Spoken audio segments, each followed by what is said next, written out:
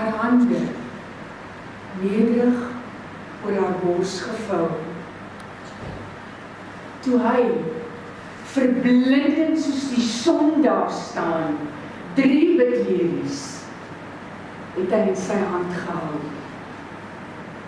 Half skaam, verleer, het sy opgekyk.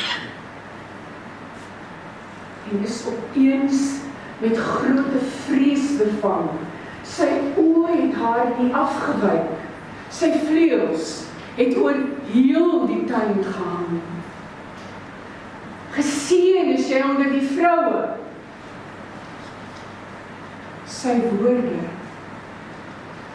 of was dit winde, verruis nog in haar oor, toe hy teen die son in goue vlug verdwyn.